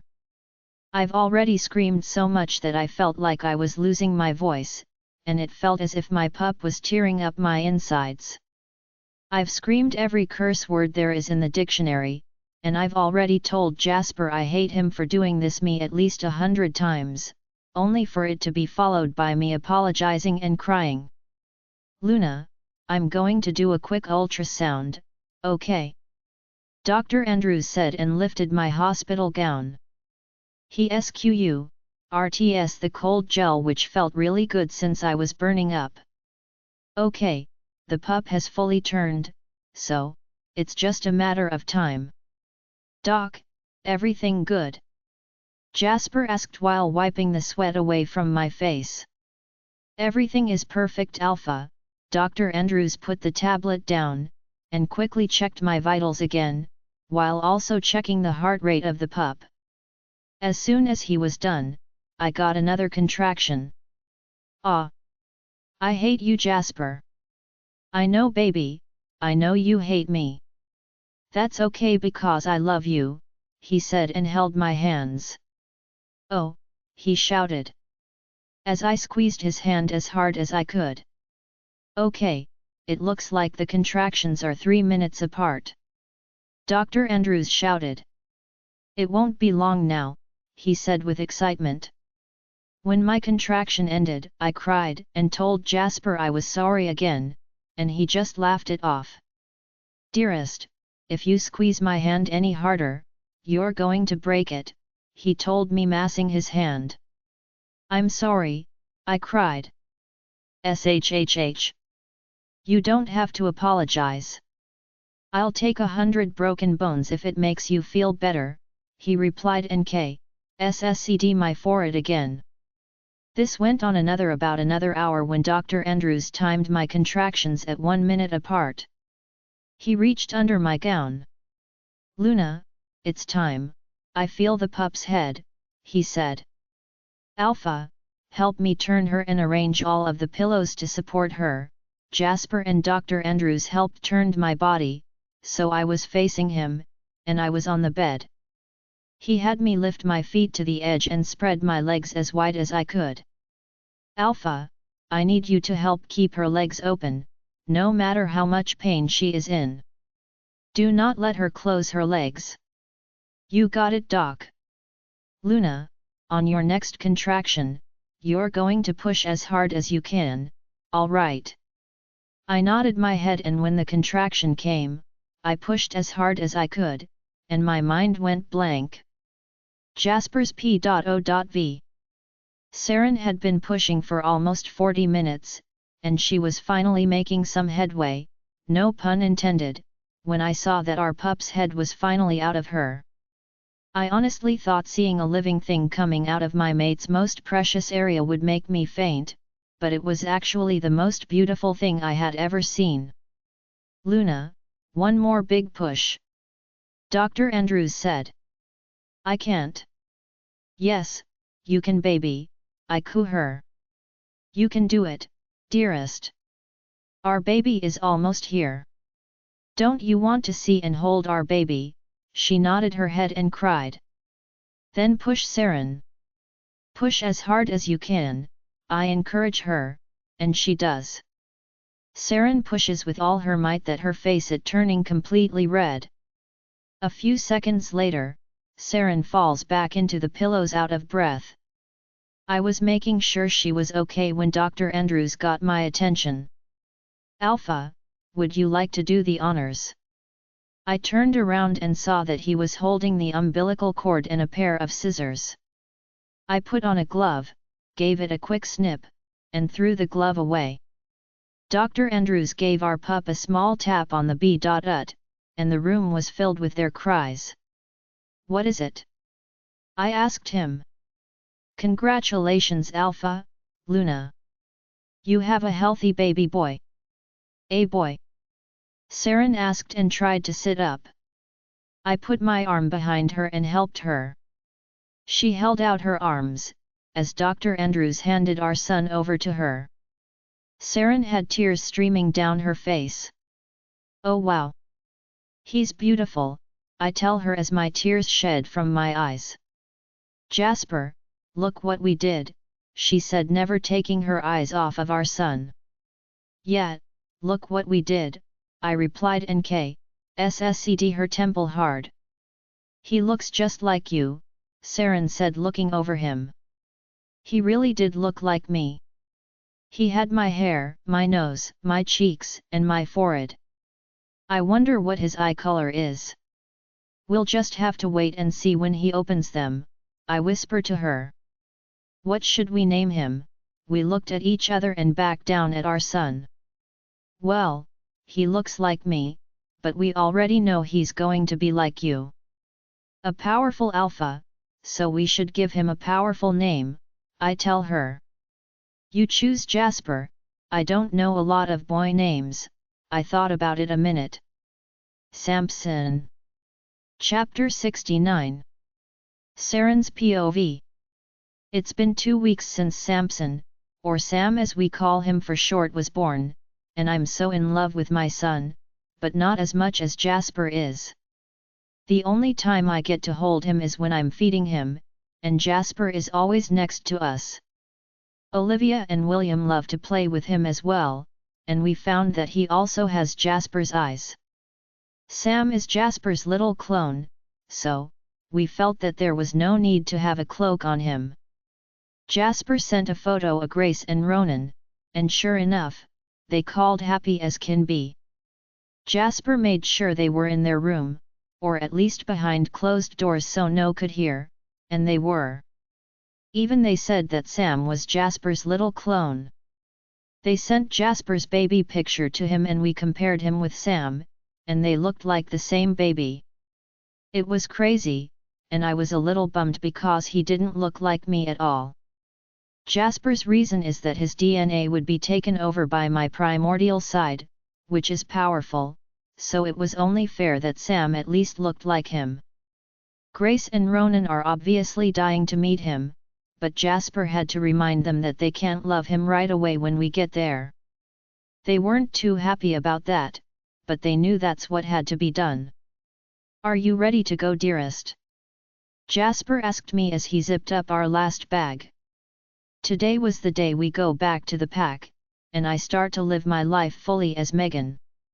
Olivia made sure to put the cloak back on fully so that even Jasper and Dr. Andrews won't see me but will see Megan instead. "Yes, I'm ready." I placed Sam into his carrier, and Jasper took our bags while I took him.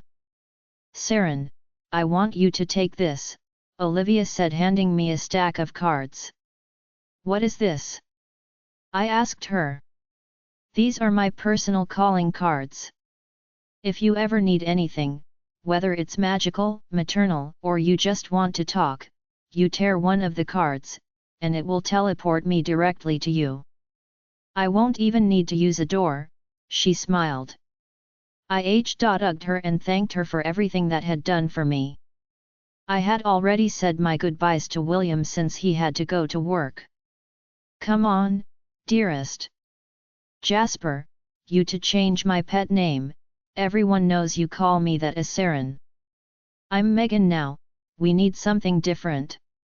"SHT, you're right," he stood at the front door trying to think of one. "Jasper, think about it on the way, it's an hour drive back to the pack." "True," I rolled my eyes and said one final goodbye to Olivia, who was practically smothering Sam in his carrier. Jasper gave back his keycard to the condo, but I kept mine just in case, and we headed down the elevator to his car in the garage. Jasper had the car he rented from Canada sent back a few days ago and had Lazarus, his security guy, drop off his personal car. Lazarus was human but has been working for Jasper's company for almost 10 years.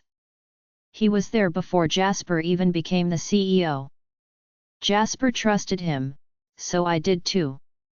Jasper put our bags into the trunk, and then took Sam from me and placed his carrier into the back, connecting it with the car seat. Jasper did it so fast, I didn't even see how he did it. Even though I don't drive. I'm going to need Jasper to teach me how to do that. "Are you ready?" he asked me as he turned around to face me. I nodded my head and he gave me a KSS. I'm going to have to get used to sing Megan, I just smiled.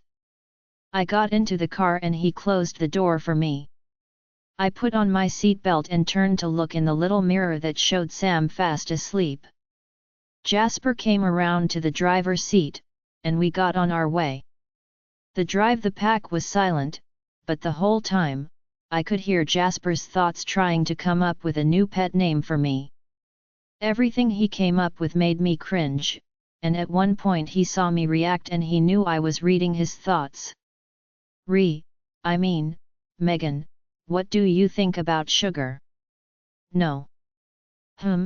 Bugs? No. What about Tink? Tink. Yeah, short for Tinkerbell. You know, the magical fairy from Peter Pan? She's small and feisty, like you. I thought about it, and I found it kind of cute. Yeah, I think I like that. Alright then, Tink it is.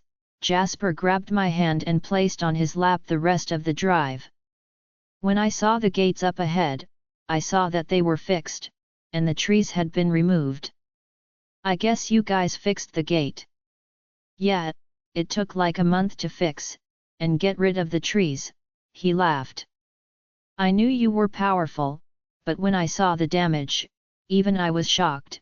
When we drove through, Jasper didn't even stop for the guards, then again, he never really did. How does it feel being back after so many months? Strange, but exciting at the same time. This is home for me, and I missed it.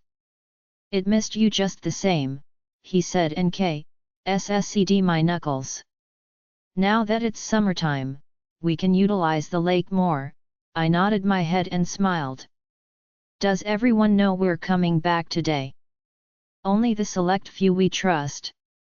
Now, I have to warn you, Milan, Michelle, and Irene have done quite a job at spreading the rumors about you, and my having a mistress.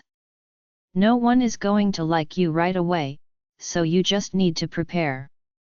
I know, I can handle it, I replied and sscd his hand the way he does mine.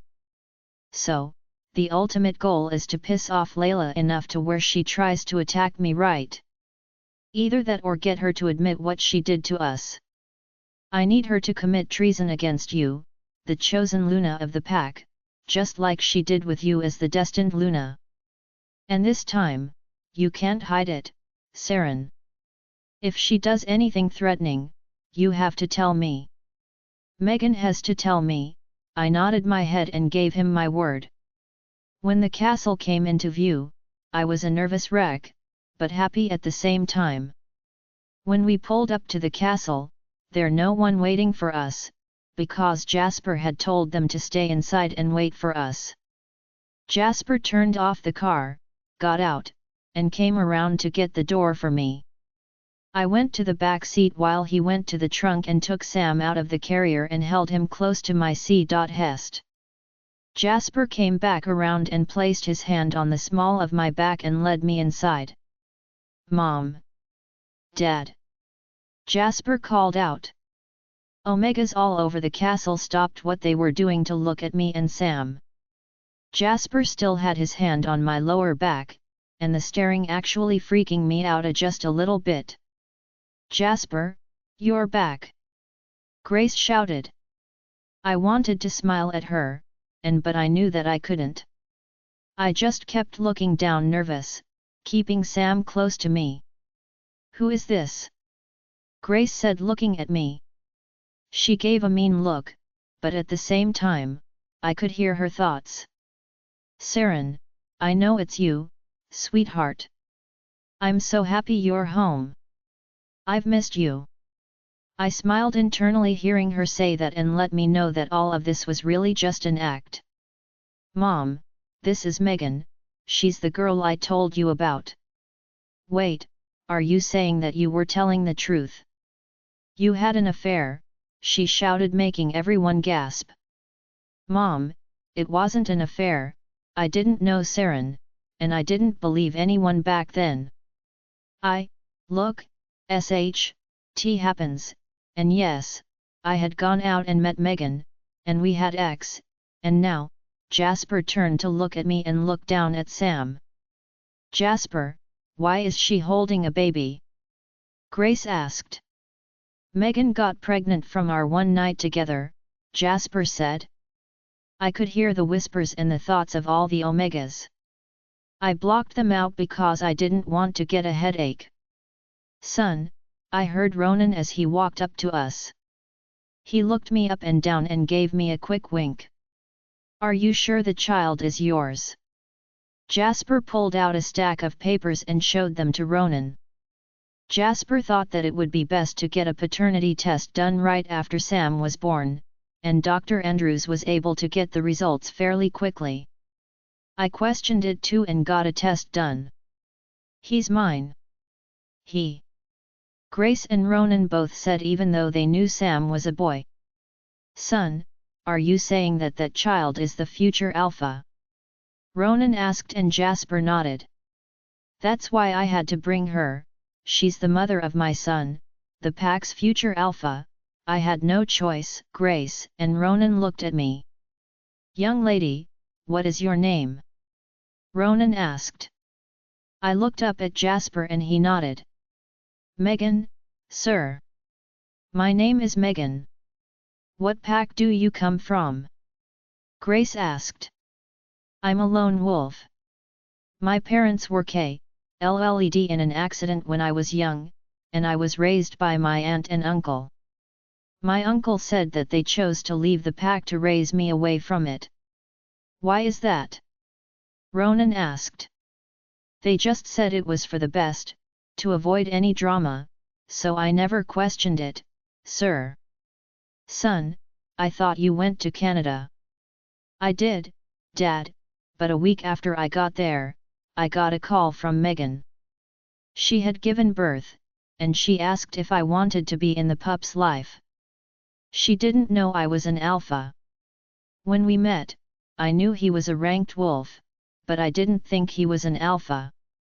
I honestly never expected to see him again, but after I got pregnant and gave birth, my aunt convinced to call him and let him know he was a father. That I at least owed him that much. You didn't want to tell my son that he had a son?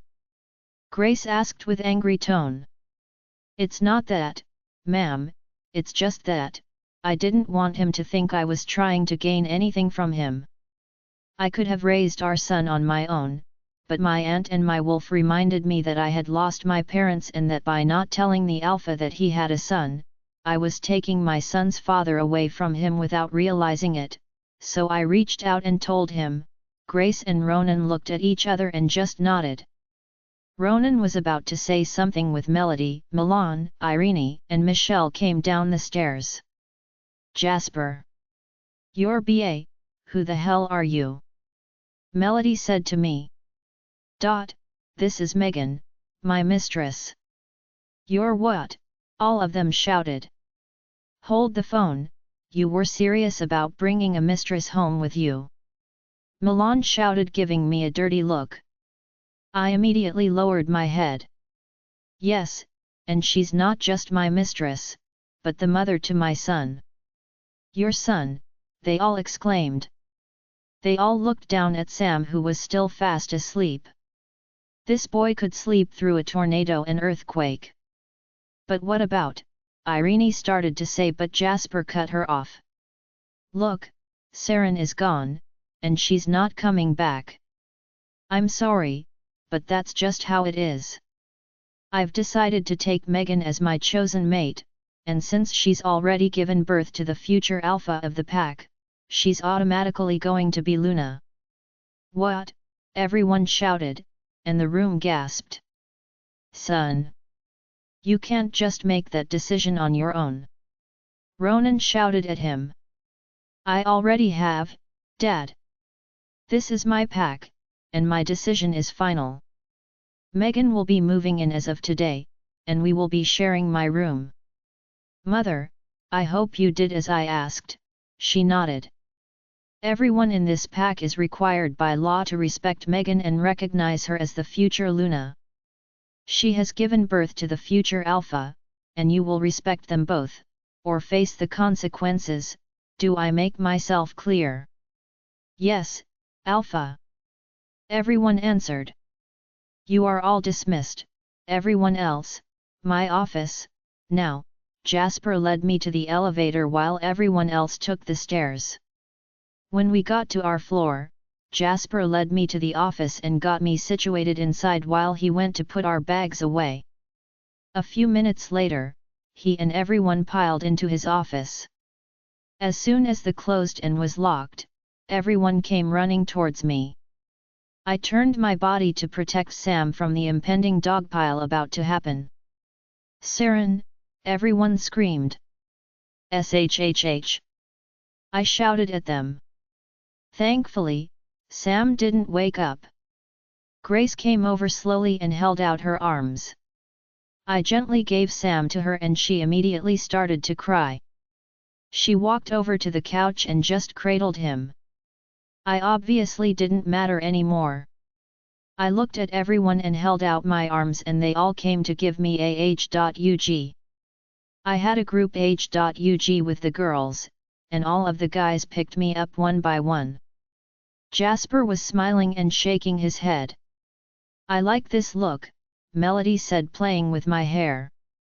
Green eyes and freckles, nice touch, Milan said, poking my nose.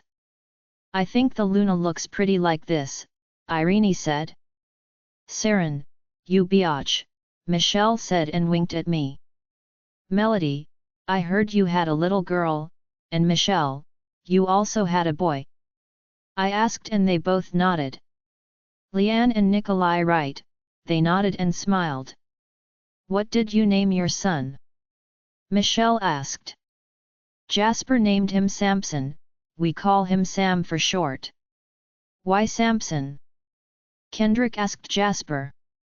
Because, he's the strongest man in the Bible, and our son is supposed to be a strong and powerful wolf.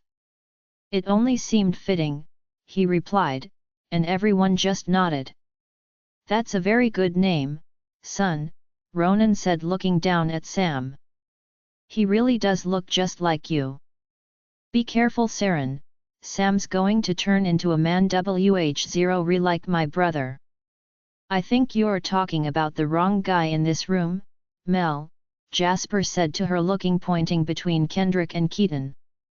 I just rolled my eyes. Let's just hope Sam doesn't sleep with the wrong person and end up in a situation like we're in, I said and looked at Jasper, who scowled at me. All right, if you guys are all done going gaga over my son, and saying your greetings to Siren, get out, Jasper said. Should leave angry, annoyed, sad? Milan asked. A mixture of both, and Mel, cuss me out as you're leaving. Yes, she said and jumped up. Grace gave me back Sam and gave me a kiss on the cheek before getting ready to put on an act. As soon as the door opened, Melody wasted no time in yelling at Jasper. FKU Jasper, it's your fault Siren is gone, and now you brought this here? If you think I'm going to just bow down to her, you can just forget it, she said and stormed out. Jasper, I'm with her, this is too much for all of us. You can't just bring your mistress to the pack and make her the Luna just because she had your pup. Milan shouted. Babe. No, she shouted at Jason. No offense, Megan, or whatever your name is, but you're never going to be good enough to replace our real Luna, she said and walked off. I'm sorry, man. I'm sorry, Megan, let me talk to her. Yeah, I'll talk to Dot, this is just a lot, Kendrick said, and he and Jason left. Mom? Dad? Jasper looked at Grace and Ronan. I'm not happy, son, I loved Siren like she was my own, and right now I'm trying to figure out how I'm going to face Siren's parents when I die, but she had your pup, and he's the future alpha, we will just have to deal with it. Megan, that name used to mean something, it was an important name, it was Siren's mother's name, and the fact that you have the same name actually makes me sick. My daughter-in-law is gone, and now you're here to take her place, I don't think so. You'll never replace her, she spat at me. I accept my grandson because he's Jasper's, but I don't accept you, she said with disgust, and they both walked away. Sorry Alpha, but I'm with the others, Siren was the only real friend I really had, and I can't see myself opening up to anyone else, Michelle said. Angelo bowed his head and they both walked out as well. Keaton and Irene didn't say anything. They just bowed their heads and left, leaving me with Jasper alone. Jasper went over to the door and locked it. "Are you okay?" he asked me. "They deserve some awards. I almost believe that they actually hate me," I said, cradling Sam. "It will get better when they start to warm up to Megan, which won't be too hard because it's you," he said, and kissed my forehead. "How about we go to our room, and lay him down?" I nodded my head, and we went back to our room. I thought that was going to be the end of the drama, but I was wrong. When we got to our room, she herself was waiting. I couldn't wait to hear what she had to say. Join our Facebook and WhatsApp group for more updates, link is given in description. Rest audiobook will be continued in next episode.